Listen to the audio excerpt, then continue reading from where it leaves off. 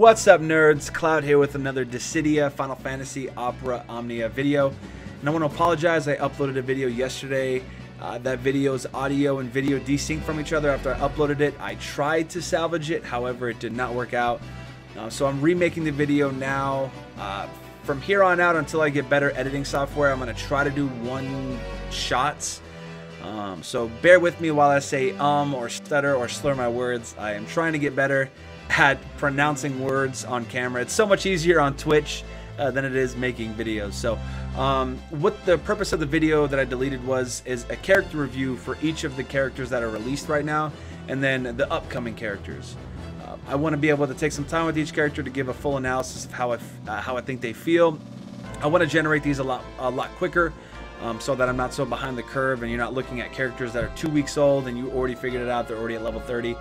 I try to make this a 3 character per video series, but the more that I went into each character, the more it felt like it took 15 to 20 minutes, and I did not want to have a 60-40 minute video, depending on the character, to go over their entirety of what they are. So without any further ado, because it takes me a minute and a half to almost finish that entire opening monologue, let's jump into the first character. We have Warrior Light coming in. Warrior Light's been a staple within the Final Fantasy series, literally being the first one in Final Fantasy 1. He is the no-named warrior, so he's just always referred to as the Warrior of Light. If those horns were a different shaped color, like Dark Cecil's, different shaped color, I said.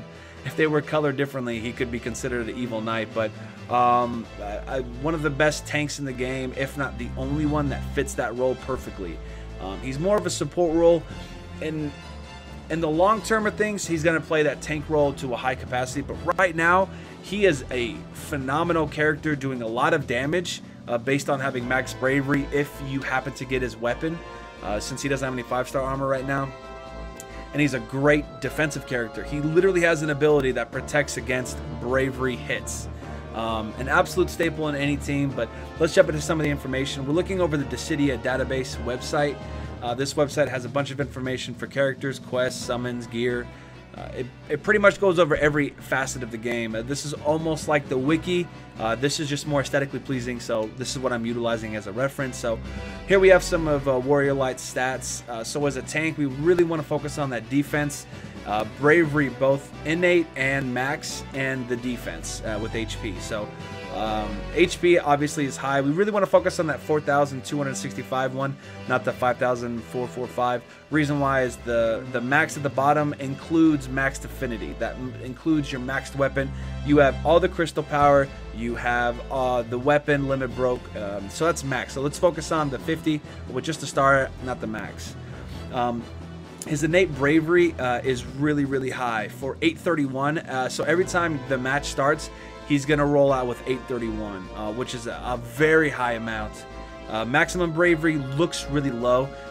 If you don't have any passives equipped, or you don't have his weapon equipped, he does suffer in that respect. This game the gacha system is based on making characters good because of the items that you give them, so the weapons. So we really want to focus on getting Warrior Light's enhancer weapon. It's still available right now, especially if you're trying to reroll. That's the weapon that you want to go for. If you don't feel like rerolling and you don't get his weapon, there's also the pull system that you can do for it. Just keep that in mind, that his weapon really takes him to the next level because it gives him a ton of bravery and HP, and I'll show you that in a second. I almost couldn't get that sentence out. So we're going to scroll down a little bit. He has 2 abilities. That's Shining Shield. 5-turn target shield reduces damage equal to 2 times the caster's innate bravery. That is his defensive shield. He can use it on himself or any of the characters. A absolutely phenomenal tool. It does not make him lose a turn. Rather, once he uses it, the character that you use it on has 2 times of your innate bravery onto that character's bravery defense. So if you have a hope that is at 0, you throw this bravery shield on him, it's going to sustain that bravery damage. Now, if the enemy does HP damage, that's not what it defends against. It defends against the bravery damage, so it's going to help against those breaks. It's going to help. It's going to help so that your team doesn't get broke down and the enemy get the break bonus. Throw Buckler, ranged brave attack, draws target's attention for 5 turns with lock, high turn rate. Now, I'm going to show some in-game footage on Warrior Light defending one of the characters and using both of these skills and how you should kind of use them. The thing with Throw Buckler is two things. The high turn rate is important to remember and to utilize when you're dealing with content that's harder and you need to aggro an enemy. Warrior Light throws out a ton of attack damage. He has a ton of he has a high state of max bravery, so he's a character that's going to take damage and also give damage. Throw Buckler at its base form is going to give him brave and aggro the enemy against him. Now this doesn't hit all, it hits one, and it's a 5-turn lock on. If the enemy's going to hit you all, it's going to hit all. But if you have a character like Hope who's weak leveled and you throw the shield, that character will aggro on Warrior Light. Again, we're going to go over the high turn rate here in a second. Passive abilities within the game, every 5 levels that you level up, you have the ability to unlock, as long as you have the crystal power, you can unlock passives for the character. Now, levels 2, 3, 4, and 6, 7, 8, 9 are all passives to your max whatevers. HP, defense, stun. Every 5 levels, you will gain a passive. It might be a passive for an ability. It might be a passive innately. So let's say you have a passive towards Shining Shield that gives you more defense. Or you have a passive that if your max HP is above 50%, then you cannot have a percentage broken of you. So it just really depends on the character. So looking over here, the 3 top ones that you should consider utilizing for your character for Warrior Light is Throw Buckler Extend. It's the last one that you get. That's level 60. We don't have access to that one yet. Moderately raises the potency of Throw Buckler and turns it into an HP attack. Now, my Warrior Light is only at crystal level 43. He is max leveled. I don't have access to Throw Buckler Extend, and neither does anyone else since max 50s are only one. But when that update comes and we get level 60 characters, this Throw Buckler Extend will throw, do a brave attack, give you more brave, and then the follow-up attack will be a slash from Warrior Light. So if you need to move Warrior Light from a tank position to more of an offensive position, because again, he can fit both those roles really well. His specific core role is a tank, but he can attack, he can do that damage. It helps with that. It also helps with Warrior Light has more HP. If you and Vivi are the only 2 characters left, and you just know that Vivi's gonna perish, you can use this, try to take the enemy's HP down a little bit, take that aggro, and hopefully survive that attack based on his max HP and his defense. So it's a phenomenal skill. It makes him versatile. It allows him to kind of change forms and go from that support character, but also have that offensive support with that. A good offense is a good strong defense. A good defense is strong offense. Okay, offense. I don't know what I'm saying. Can't stop the video now, right? The next one I would recommend is the Throw Buckler Charge or the Shield Charge. Right now, most of the content in the game is stages 1 through 3. The new Squall event that we have, the combat level 45 one, showcased our first levels 1 through 5. So with the mini boss at level 3, we're going to be hitting content that you're going to need to use skills. You can't just use bravery to HP attacks. You can't keep doing that. Having extra charges on your shield, on your buckler, is going to turn the tide. Again, buckler does 1 enemy for 5 turns. Shield does one friend for 5 turns. So leveling up those charges is going to allow you to utilize those skills more often and not have to worry, I don't have any more charges left. This isn't going to be good.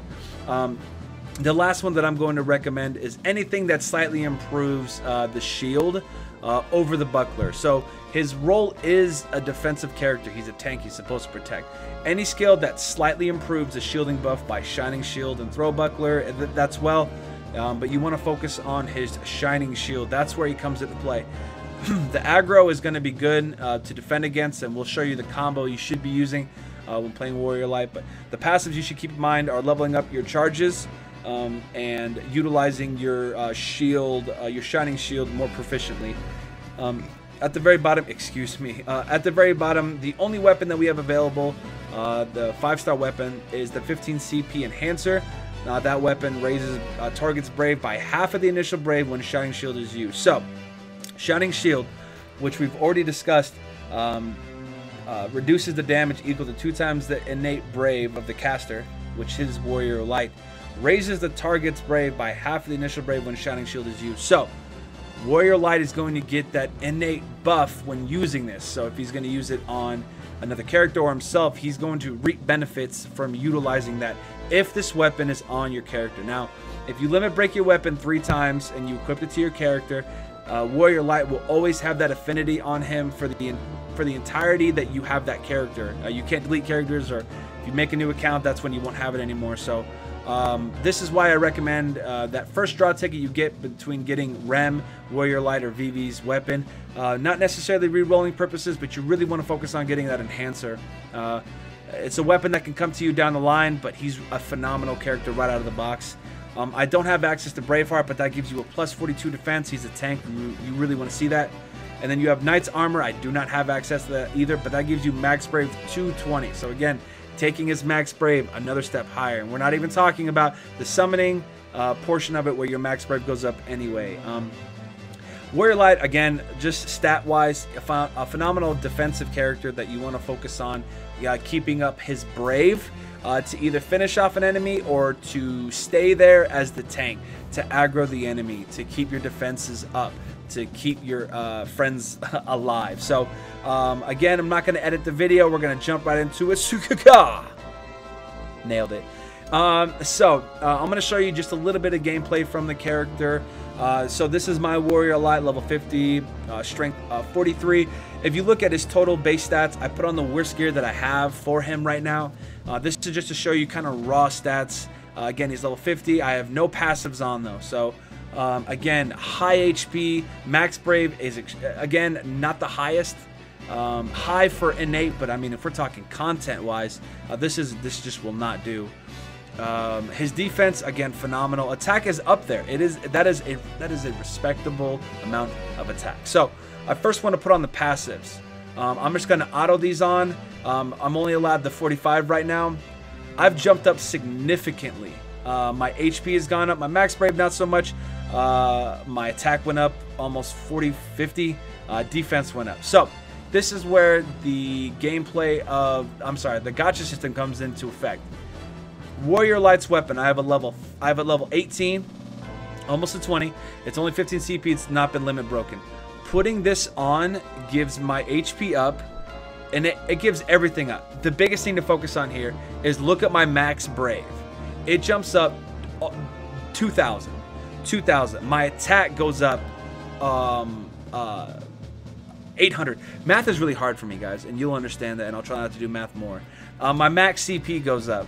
Everything about the character goes up. This is why it's crucial. This game is focused around a character's specific weapon for them. So if you pull this weapon in the relic drop, you pull this weapon for your character, phenomenal. Again, I don't have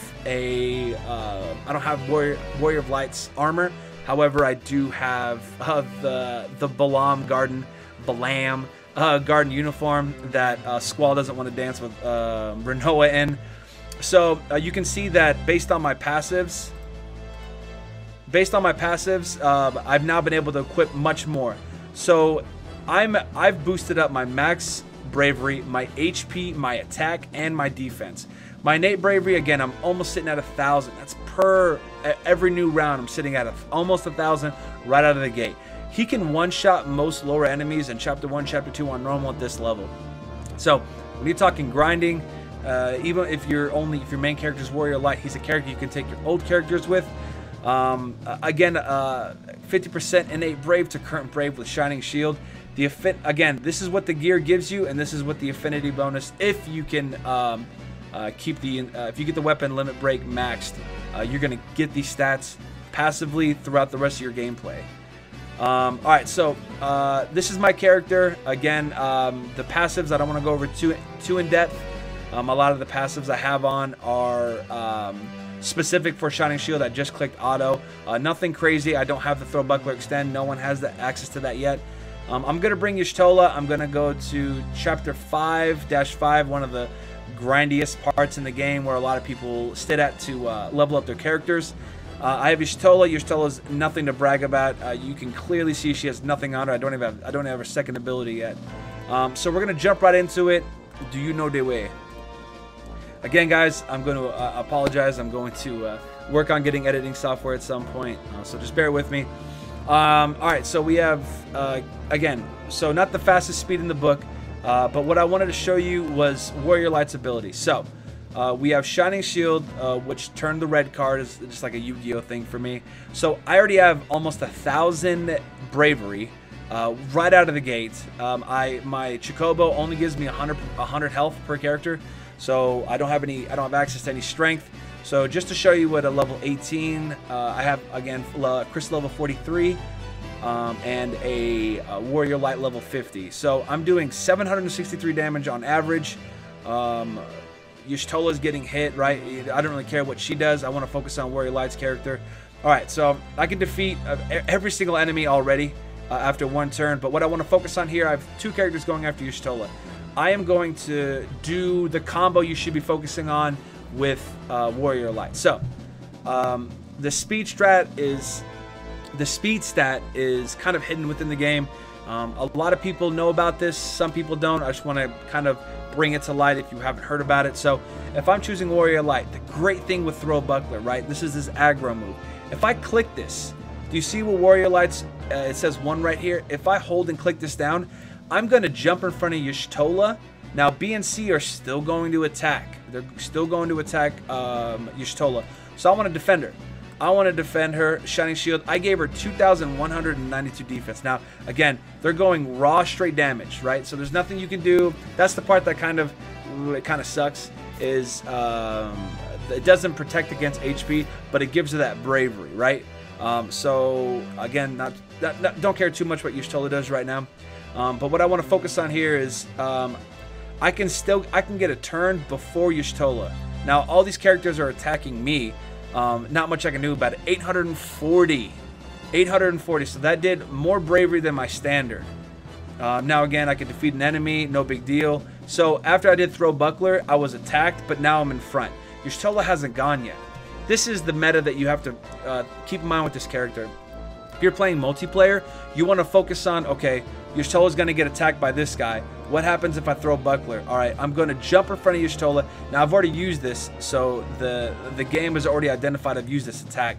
So I don't get a huge benefit from jumping in front of Y'shtola to do this. But I do get a huge benefit, she already has her 4 on. I get a huge benefit from defeating the enemy. So these are I'm not going to sit here for the entirety of the game. The point for Warrior Light is to utilize his Brave attack to level up his Brave, and to pay attention to his Shining Shield. Y'shtola still has 3 charges left. She's a character that is super weak for me right now. Warrior Light aggroed 1 character, and I don't need to worry about this guy attacking Y'shtola. But you know what? I want to make sure this guy stays targeted on me. I almost did enough damage. Both enemies are innately attacking me. I have my bravery back. She has bravery defense up. I have nothing to worry about from either of these characters. Nothing for Y'shtola. So I'm just going to let them sit there and do their thing. And this is where Warrior Light comes. That's just where he shines. He shines taking the damage, supporting the character with bravery. Of course, the video that I show you guys, they both attack my HP like crazy and don't show off the damage mitigation from bravery. Warrior Light is a character that you want to level up. We have a 2x XP event right now going on until February 13th, I believe, so like the next 5 days. Even if you didn't pull his weapon, he's a character that you want to level up. Once Flame Sword comes out, once his armor comes out, if you happen to pull for the character, he is an absolute future-proof character. He's a character that stays in the meta for a very, very long time, so it's a character that you want to keep considering on your team.